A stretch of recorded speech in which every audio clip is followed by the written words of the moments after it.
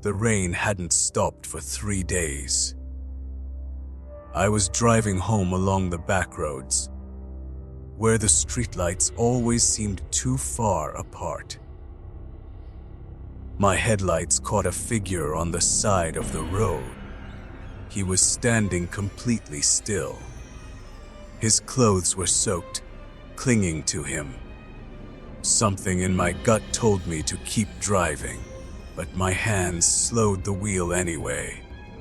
I rolled the window down just a crack. "Need a ride?" I asked. He turned his head toward me. Slow, deliberate. His eyes didn't reflect the headlights. "Please," he said. His voice was soft, but I felt it in my bones. I unlocked the door. He slid in without looking at me. The smell hit me instantly. Damp earth and something metallic. We drove in silence for a few minutes. Rain tapped the windshield like skeletal fingers. Then he spoke. "I used to live out here," he said. The way he said, "used to," made my skin prickle. "Not anymore," I asked. He shook his head. "Not since that night." The wipers squealed against the glass. I asked him what happened. He smiled, but it didn't reach his eyes. I was walking home from work, just like this. Rainy night, empty road. A shiver crawled up my spine. He kept talking. I saw headlights. I thought maybe they'd stop. My grip on the steering wheel tightened.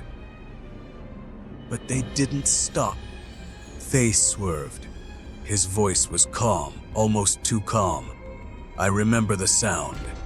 Tires screaming, bones breaking.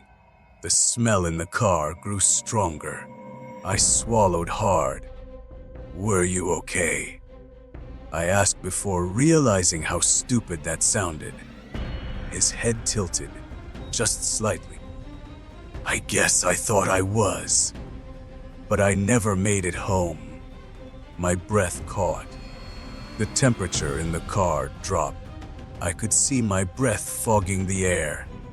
I woke up right here, on this road, alone. Lightning flashed outside.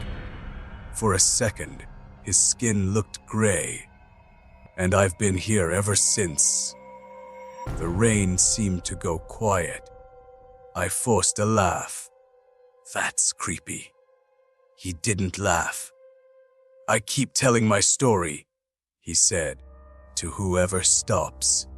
My heart pounded in my ears. "Why?"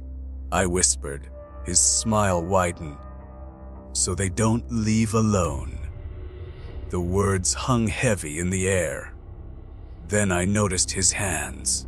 They were dripping water, but it wasn't water. It was dark, thick, blood. I slammed the brakes. The car skidded to a stop. When I turned to look at him, the passenger seat was empty. The smell was gone. The cold lingered. I looked down.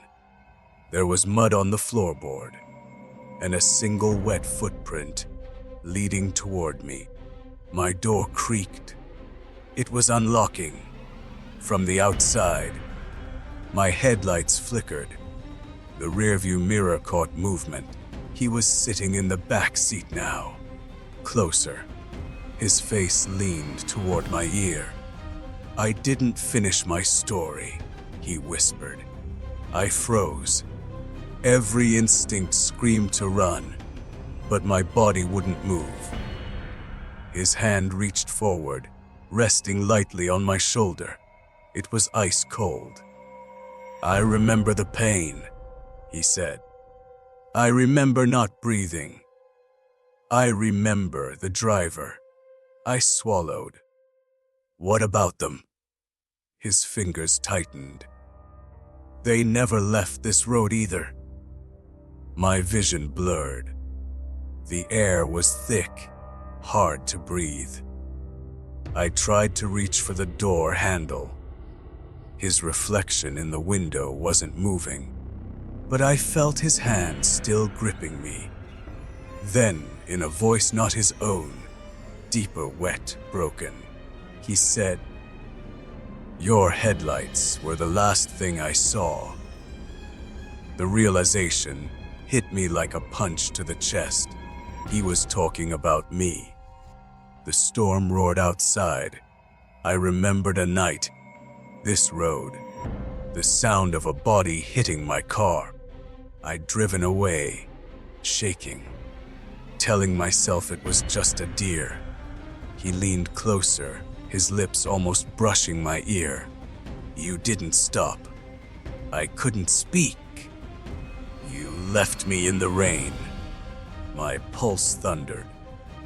"I've been waiting," he said, "for you." Lightning lit up the car again.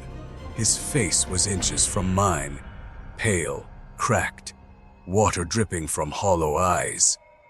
I screamed. The lights went out. When they came back on, I was standing in the road, alone. The car was gone. The rain had stopped, but I could still hear him breathing. Behind me, slow, close, unstoppable.